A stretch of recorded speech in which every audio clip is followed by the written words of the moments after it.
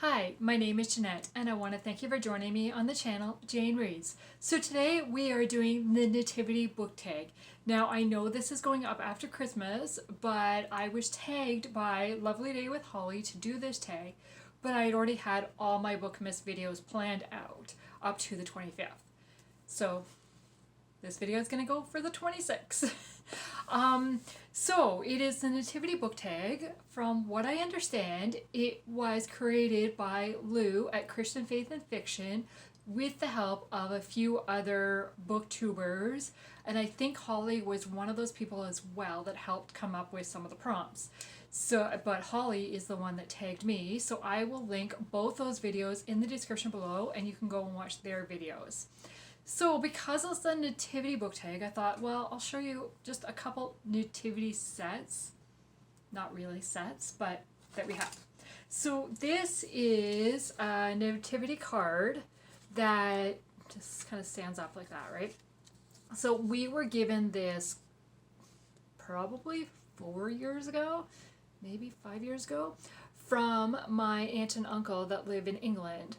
And every year my husband pulls it out and puts it on our fireplace as kind of our nativity set. Now we do have a real nativity set, but yes, he really loves this one and I do too. Like, I mean, I never really noticed the gold reflection before. I mean, I knew it was there, but wow, yeah.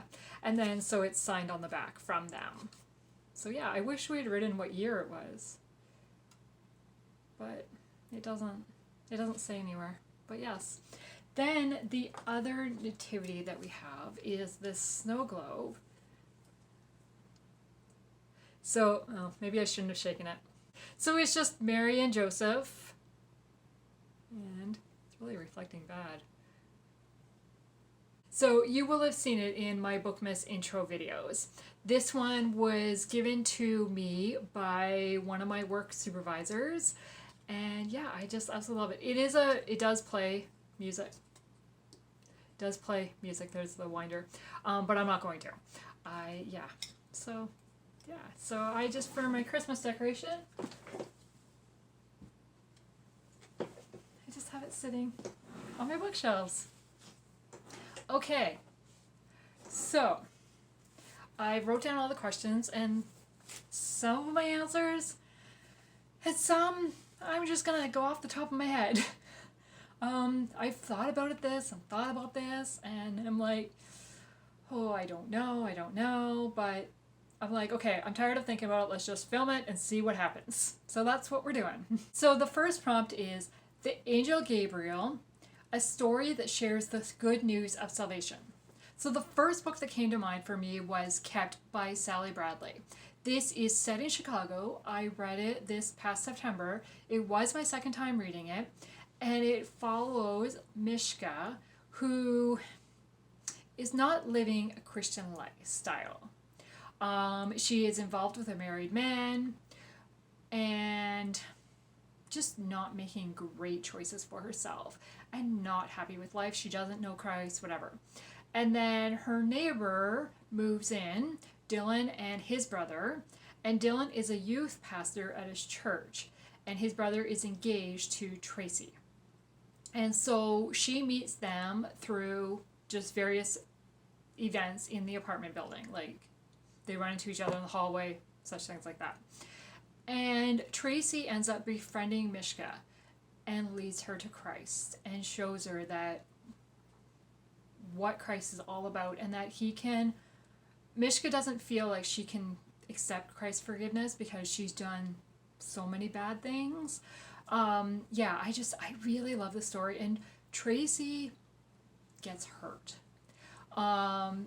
through like her storyline, but she is a true witness for Christ to Mishka, and even though she's hurting, she's able to lead Mishka to Christ, and I love just seeing the growth of the characters and showing that God is there for us through everything. So yeah, okay. So that is number one. Number two is No Room in the Inn, a book that's too big to fit on your shelves standing up. Okay, so I have IKEA bookshelves, which means I can move the shelves to fit the books. So I do have a couple that, you know, I can't fit. Like, for example, this one fits here, but it won't fit there. And, you know, well, it does fit there. So, majority of my shelves I can move to fit wherever. So I went over to my other shelves that don't really have books to see. There was a couple books on it to see. So I have this book, which is a Coca-Cola collection price guide, and it does not fit on these shelves here. It will fit on my very bottom one, but that's where I have binders. But yeah, so this is the book I'm going to go with, and we were given this by our aunt and uncle, and they had it, I think at our wedding we were given it. I'm pretty sure it was part of their wedding gift. They gave it to us because we had visited them and seen this at their place and was saying how much we like Coke. And so it just kind of all the Coke stuff. I mean, it says price guide, but it's not really. But yeah, so this is one of our biggest books. Okay. Number 3. Wrapped in Swaddling Cloths, a book that gives you cozy feeling. A cozy feeling. Okay, so I think if you watched a lot of my videos, you might know which book I'm going to choose for this one. So, because when I think cozy, I think of wrapping up, wanting to stay warm, not going out, which in a weird way also relates to making me want to read a winter-based book, which, why? I don't want to be out in the winter. That does not give me a cozy feeling. But this book, which is The Christmas Bargain by Shanna Hatfield, the characters are so fun and endearing and great friendship and just a redemption story. And I just love it. Love it. And I just want to bundle up and read this in front of our fireplace because they go outside in the winter and go and top down a Christmas tree and stuff, and I don't want to do any of that. But yes. So that, yeah. Okay, then we've got Manger, a main character with humble beginnings. So I was thinking about this one for a while, and I was like, So I wanted to go with a book that I had read this year. And when I think humble beginnings, I think they started the book with like nothing, with no money, really struggling, whatever. So that made me think of the book Safe in His Arms by Melanie D. Sniker. I read this one earlier this year, probably February, March. I feel like I read it very early in the year. And the girl, I cannot think of her name now for the life of me, but she arrives in town with her dog and her van, and she is on the run from trying to hide from an ex-boyfriend. And she has basically the money she has is what's in her pocket because she can't use any of her credit cards or debit card or anything because she doesn't want to be tracked down. And so she is trying to find a job, meanwhile sleeping in her vehicle. And she goes into the restaurant and asks for a job, and she ends up getting hired. But because she's only just started this job, only starting to make money, she's still sleeping in her vehicle.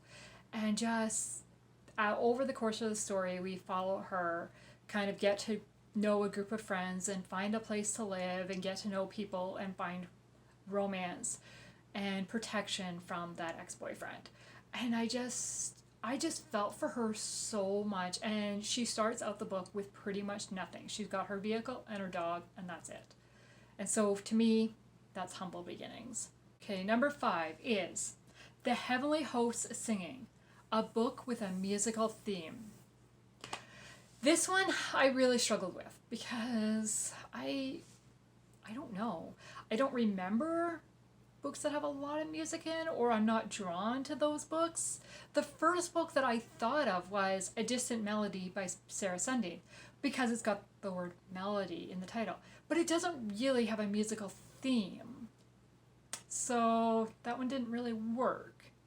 So I went on my Goodreads to kind of look back and what books have I read with a musical theme that I want to recommend. And the book I thought of is One Song to Sing by Lindsay Harrell.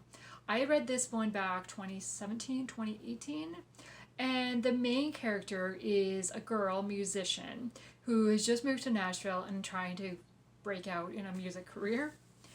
And yeah, I just remember really enjoying this story, but other than that, I don't remember a lot of the story. But yes, but it has a musical theme. It's set in Nashville, and she is a musician, I think a guitar player, if I remember correctly. So yeah. So then, number 6 is Shepherds and Sheep, a story that contains an animal. Again, I was like, either they don't stick out of my mind, yeah, or yeah. So, horses are my animal that I'm drawn to and want to read more about. So I have read a couple, or at least one this year with horses that I can think of, but I didn't really enjoy it, so I didn't want to mention that one. So, what book do I want to mention? I mean, I said that the Safe in His Arms had a dog, like, right? So I'm gonna go back a few years. Okay, I'm gonna go with this one, I Shall Not Want. So there's dog prints, paw prints here. And basically this one is, Joseph has organized a new charity that provides homeless people with rescue dogs to love and care for. So dogs have a very prominent part in this storyline. And this is book number 2 of the Psalm 23 Mystery series. I read this quite a few years ago. So yeah. So this one has a dog in it. Okay, number 7 is 3 Wise Men, a story that involves travel. If you've been watching my channel, you might know what book I'm gonna pick. No Ocean Too Wide by Carrie Ternaski. They travel from England to Ontario, Canada, via ship. So, and then back to England. So yes, this one definitely includes travel. One of my favorite books of the year. 2 years? Yeah, I've read this one for the second time this year. I love this story. Okay, number 8 is Gold, a book with gold on the cover. Okay, I don't have that many books with gold on the cover. I have a book that, actually I should pull it. I mean, it's called A Glitter of Gold, but it doesn't really have gold on it. I mean, her earrings are gold, but yeah. But I found another one. Sunrise by Susan May Warren. This one definitely has gold here. I have not read this book yet. I really hope to read it in 2023, but I need to get the rest of the series first. So yes, this is my gold. Okay, then Frankincense, a book that was gifted to you. So I'm going to go with probably, I was going to say my most recent gift, but that was just yesterday. You saw that one. So I'm going to go with Aftermath by Terry Blackstock. This was gifted to me by a subscriber, Jason, and just got it probably a week ago, maybe a week and a half ago. And so I was so excited when I realized that this was a book gift. Just, yeah. I have read it. I hope to reread it because I absolutely love Terry Blackstock and I really enjoyed this story. So yes, a book that was gifted to me. Okay, then Mary and Joseph, a book with a big surprise. Okay, because I don't want to give away a surprise at the end of the book, I'm going to go with a book that when I opened it and started reading it, I immediately, me and my best friend were buddy reading this series at the time, and I immediately texted her, and that book is No Journey Too Far by Carrie Tarnowski. Now this is book number 2 of the McAllister family series. So book number 1 is No Ocean Too Wide. And when I opened it, it was like, it says the date, like when this book starts to take place, right? And as soon as I read it, it was like, wait, what? Because it doesn't pick up immediately after the next book. And I was really, really expecting that too. So then I don't want to tell you when it does pick up because that will give it away. But I just remember my reaction was, huh? So yes, that, to me, that was a huge surprise because I was so not expecting it. Then Myrrh, a book that made you cry.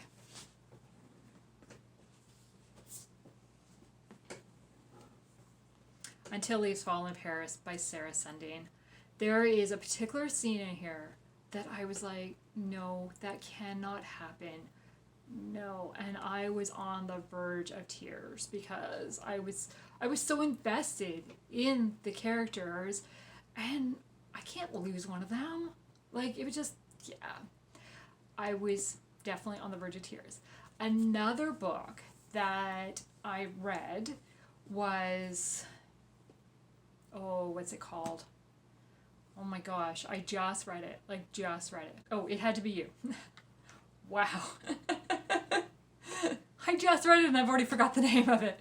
It Had to Be You by Susan May Warren. This is book number 2 of the Christensen family series.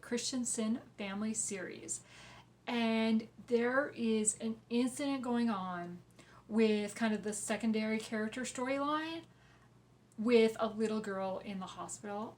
And it was just like so sad. Like, yeah, I hurt for her and the family, like the support system. And yeah, so I was definitely on the edge of tears for that one too. Okay, then number 12 is Jesus, the story with the most Christian content. This one I struggle with because the most Christian content, I mean, I read primarily Christian fiction. So I kind of look for Christian content or expect Christian content in what I read. So the book I'm going to go with is My Hope Next Door by Tammy L. Gray. So basically in this one, we are following Katie, who has returned home. And I don't remember why she's returned home, but she doesn't have the greatest home life. And living next door is Asher, who is the local pastor's kid. He's living on his own, trying to fix up his place, but he's kind of shut himself off to majority of people because of some hurts that happened and that he's still working through. And then Katie has her own hurts that she's working through. The two get to know each other and spend some time together, and they really help each other kind of grow and move forward in their life. I really liked that it had a very strong Christian message. And the quote that I wrote down was, "Faith is a journey. It doesn't have a start and stop date." So it shows that no one is perfect and that we all have issues that we're dealing with, and it provides hope and encouragement for moving forward. So I really enjoyed the strong faith message in this book, and so that's what I'm going to say with Christian content. I don't know about the most Christian content, but I want to say a lot of my books that I've read have Christian content, so it's hard to narrow it down to just one. So yeah, so that is the tag, and the last thing is to tag some people, but I am not going to do that because it is now after Christmas, and majority of people that I watch have either done this tag or been tagged to do this tag. So that's it. So thank you for joining me today, and I hope you found some books that are new to you and that you want to pick up. Have a good day. Bye.